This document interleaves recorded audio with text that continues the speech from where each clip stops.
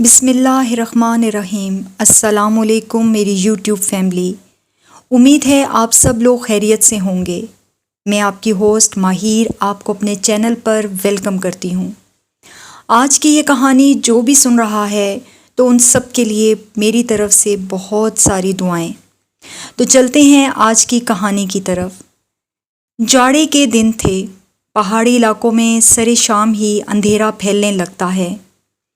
میں نے قہوہ دم پر رکھا کہ اچانک نظر دیوار پر لگی گھڑی پر پڑی۔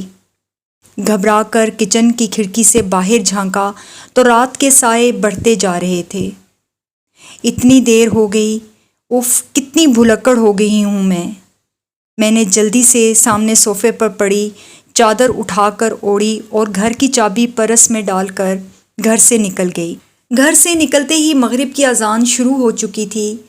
بچے کہیں گے آج مما ہمیں ٹیوشن سے لینا ہی بھول گئیں، میں سوچتی ہوئی تیز تیز قدموں سے ان کے ٹیوشن سینٹر کی جانب بڑھ گئی۔ مما آپ نے اتنی دیر لگا دی، 7 سالہ منان نے شکایتی انداز سے مجھے دیکھتے ہوئے کہا، جبکہ 6 سالہ سبحان بھی منہ پھلائے چل رہا تھا۔ مجھے اس کا یوں منہ پھلانے والا انداز دیکھ کر بے ساختہ ہنسی آ گئی۔ اچھا سوری بابا، آئندہ خیال رکھوں گی، ایسی غلطی دوبارہ نہیں ہوگی۔ ہم تب مانیں گے آپ کی بات جب آپ ہمیں ہفتے کو نانوں کے گھر رہنے دیں گی۔ منان سبحان کی شرط پر میں نے ہنس کر حامی بھر لی۔ جلدی چلو، تم لوگوں کے بابا بھی گھر آنے والے ہوں گے۔ میں نے دونوں کا ہاتھ پکڑ کر سامنے والی گلی میں داخل ہو گئی۔ یہ راستہ شارٹ کٹ تھا، ادھر سے جلدی گھر آ جاتا تھا۔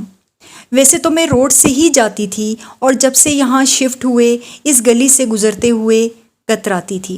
مما یہ گھر کتنا ڈراؤنا سا ہے، آپ کو اسے دیکھ کر ڈر لگتا ہے کیا؟ منان ہاؤس نمبر 88 کو دیکھتے ہوئے بولا، جو بالکل اندھیرے میں ڈوبا ہوا تھا اور عجیب وحشت برس رہی تھی۔ اس کی بات پر میں دونوں بچوں کو لے کر جلدی سے آگے بڑھ گئی اور میں نے اسے کوئی جواب نہ دیا۔ رات کام سے فارغ ہو کر بستر پر لیٹی تو بے ساختہ نظروں کے سامنے وہ گھر آ گیا جس سے میرا ماضی جڑا ہوا تھا۔ میں آہستہ آہستہ اپنے بیتے ماضی کو سوچنے لگی۔ میرا نام سمن ہے، ہم 2 بہنیں اور 1 بھائی تھے۔ میرے بابا کالج کے پروفیسر تھے، جبکہ امی سادہ سی گھریلو خاتون تھیں۔ میں انٹر میں تھی تو بابا ریٹائرڈ ہو گئے تو اماں کی خواہش پر بابا نے شہر سے ہٹ کر مضافات میں ایک بڑا سا گھر دیکھا۔ شہر سے دور پرفضا مقام، سبزہ، ارد گرد گھنے درخت اور لہلہاتے کھیت دیکھ کر تو ہم بہن بھائی حیران ہی رہ گئے۔ جس دن بابا نے نیا گھر لیا ہم سب بہن بھائی بہت خوش تھے۔ 2 منزلہ یہ بنگلہ نہایت خوبصورت تھا۔ نیچے والے حصے میں 3 بیڈ روم، بڑا سا ٹی وی لاؤنج اور ڈرائنگ روم باورچی خانہ تھا، جبکہ اوپری حصے میں 2 bed room, T V lounge اور ایک اسٹڈی روم تھا۔ بائیں طرف چھوٹا سا گارڈن بھی تھا جس میں نیم اور بیر کے درخت لگے تھے اور کار پورچ اتنا بڑا تھا کہ ایک گاڑی آرام سے کھڑی ہو سکتی تھی۔ میں بہن بھائیوں میں سب سے بڑی تھی اور مجھ سے چھوٹی ماہین تھی، اور ہم سے چھوٹا ہمارا بھائی 7 تھا جو ابھی کلاس 6 میں گیا تھا۔ ہم دونوں بہنوں نے اوپر والے بیڈ روم لیے، جبکہ سعد امی بابا کے ساتھ رہتا تھا۔ ہم دونوں بہنیں بچپن سے ہی ایک ہی بیڈ روم شیئر کرتی آ رہی تھیں۔ جس دن ہم شفٹ ہوئے اس دن کافی تھکن ہو گئی تھی۔ بابا نے کھانا باہر سے آرڈر کیا تو میں نے سوچا چلو کھانا پکانے سے بچت ہو گئی۔ پھر ہم سامان سمیٹ کر فارغ ہوئے تو امی نے فوراً دسترخوان لگانے کو کہا۔ تنور کی گرما گرم روٹی کے ساتھ چپلی کباب دیکھ کر ہماری بھوک چمک اٹھی۔ کھانے سے فراغت کے بعد ہم نے جلدی جلدی دسترخوان سمیٹا، باقی فرش دھلائی کا کام رہ گیا تھا جو ہم نے کل پر چھوڑ دیا، اور پھر دونوں بہنیں اپنے بیڈ روم میں آ کر لیٹ گئیں۔ تھکن اس قدر تھی کہ لیٹتے ہی نیند آ گئی۔ ابھی سوئے زیادہ دیر نہیں ہوئی تھی کہ مجھے نیند میں ایسا لگا کہ کسی نے بیڈ روم کا دروازہ بجایا۔ پھر وقفے وقفے سے دروازہ بجانے کی آوازیں آنے لگیں تو میری آنکھ کھل گئی اور میں نے اٹھ کر دروازہ کھولا ہی تھا کہ میری چیخ نکل گئی۔ میرے سامنے کالی بلی کھڑی مجھے گھور رہی تھی۔ میری چیخ پر ماہین گھبرا کر اٹھ گئی۔ کیا ہو گیا ہے؟ سب خیر تو ہے؟ ماہین نے میرے پاس آ کر پوچھا تو میں نے انگلی سے اشارہ کیا تو وہ ہنسنے لگی۔ تم بلی سے ڈر گئیں؟ اس نے حیرت سے بلی کو دیکھتے ہوئے کہا تو میں شرمندہ ہو کر واپس بستر پر آ کر لیٹ گئی۔ لیکن ہمیں نیند نہ آئی تو ہفتے کی یہ رات ہم دونوں بہنیں رات گئے دیر تک جاگ کر باتیں کرتی رہیں۔ اگلی رات پھر 2 بجے کا وقت تھا کہ ہم دونوں بہنوں کی آنکھ باہر سے آتی آوازوں پر کھل گئی۔ ایسا لگا جیسے ٹی وی لاؤنج سے کوئی باتیں کر رہا ہے اور بیک گراؤنڈ سے ٹی وی کا چینل چینج کرنے کی آوازیں بھی آ رہی تھیں۔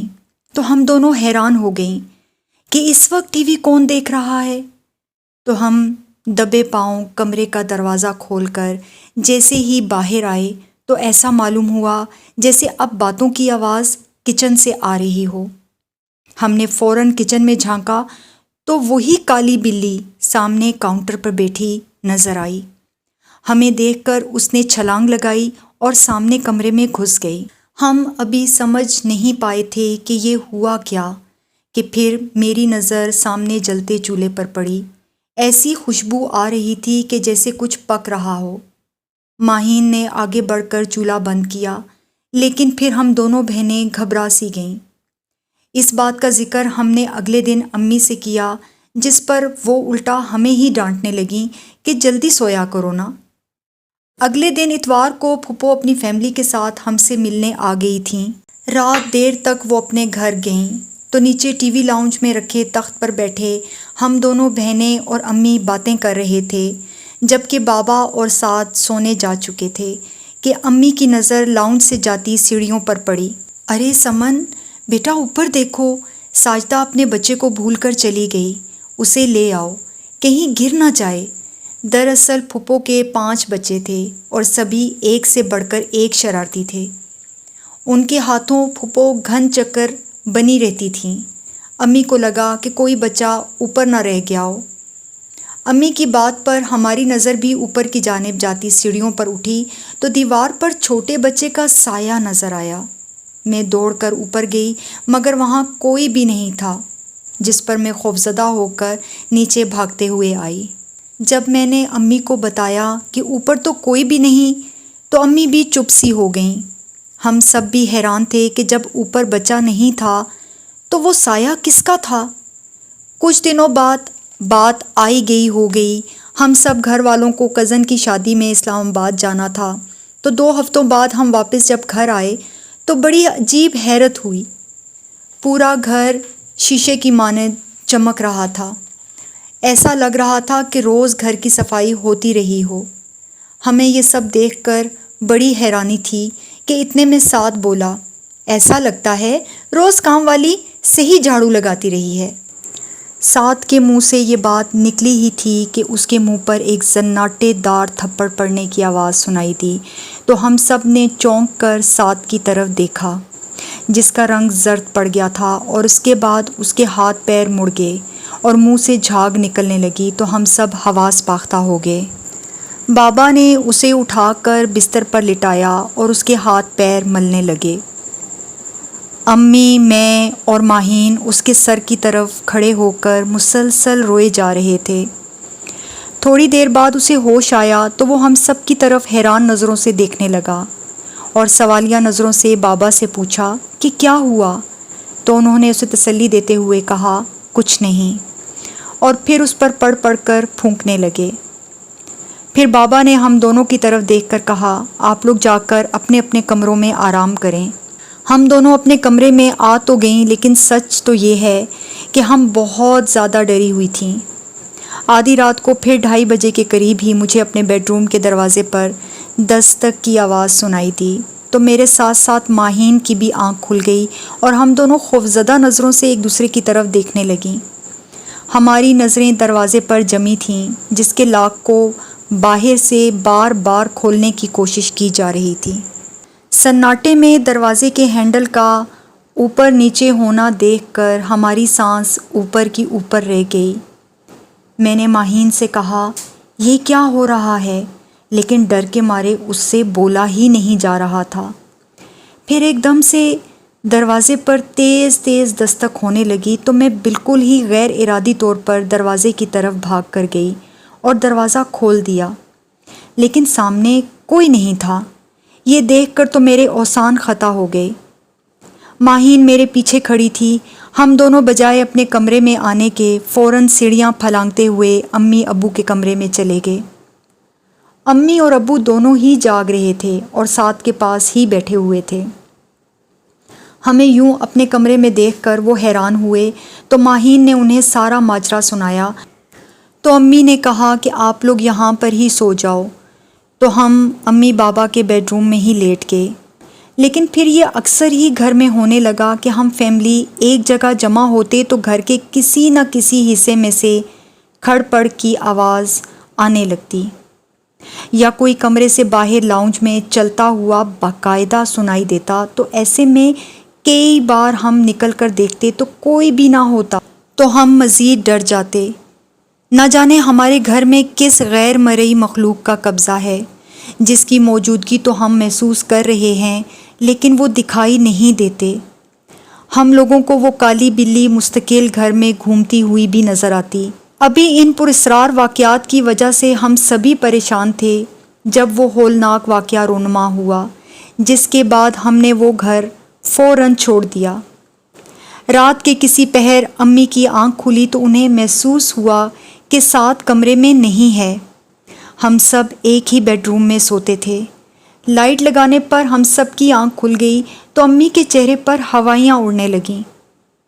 میری آنکھ کھلی تو میں نے امی سے پوچھا کہ کیا بات ہے، تو امی نے بتایا کہ ساتھ کمرے میں موجود نہیں ہے۔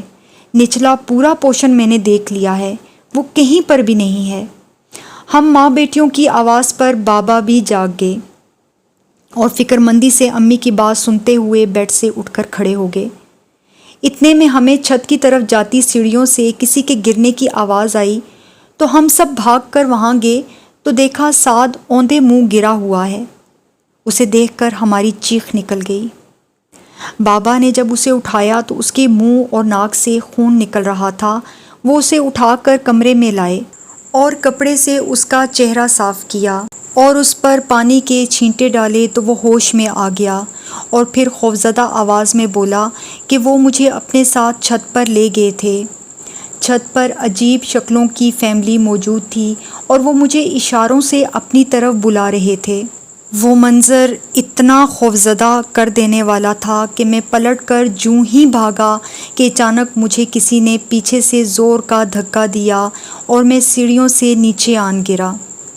سعد کی پوری بات سننے کے بعد بابا نے ایک عامل سے بات کی تو اس نے کہا کہ وہ گھر دیکھ کر ہی کچھ کہہ سکتا ہے، تو بابا اسے گھر لے آئے۔ وہ بھی گھر میں داخل ہی نہیں ہوا تھا کہ اس نے پہلے ہی بابا کو بتا دیا کہ اس گھر پر تو بہت ہی برے اثرات ہیں۔ خدا جانے آپ لوگوں کو کسی کی دعا ہے کہ اب تک آپ لوگ اس مخلوق کے ہاتھوں زندہ ہیں۔ پھر وہ گھر کے اندر داخل ہوا، کافی دیر تک پڑھائی کرتا رہا، اور اس کے بعد اس نے سعد کو ایک تعویذ گلے میں ڈالنے کے لیے دیا، اور پھر بابا سے کہا کہ یہ گھر چھوڑ دیں کیونکہ یہاں رہنے والی مخلوق آپ کے بچوں میں سے کسی کو نقصان پہنچا سکتی ہے۔ تو بابا نے فوراً ہی وہ گھر چھوڑ دینے کا فیصلہ کیا اور ہم واپس اپنے شہر والے گھر میں شفٹ ہو گئے۔ لیکن یہ گھر آج بھی ویران ہے۔ اتنے برس گزر جانے کے بعد بھی اس گھر کے پاس سے گزرتے ہی خوف کی سرد لہر میرے جسم میں سے دوڑ جاتی ہے۔ سعد اب یونیورسٹی کا اسٹوڈنٹ ہے، لیکن وہ اب بھی بیٹھے بیٹھے ڈر جاتا ہے تو امی بابا بہت پریشان ہو جاتے ہیں، اور وہ سیاہ رنگ کی بلی آج بھی اس گھر کی چھت پر گھومتی نظر آتی ہے، جس کی پراسرار آنکھیں پاس سے گزرتے راہگیروں کو خوفزدہ کر دیتی ہیں۔ آج کی یہ سچی مگر پراسرار کہانی آپ کو کیسی لگی؟ پلیز ہمارے چینل کو لائک اور سبسکرائب ضرور کیجیے گا۔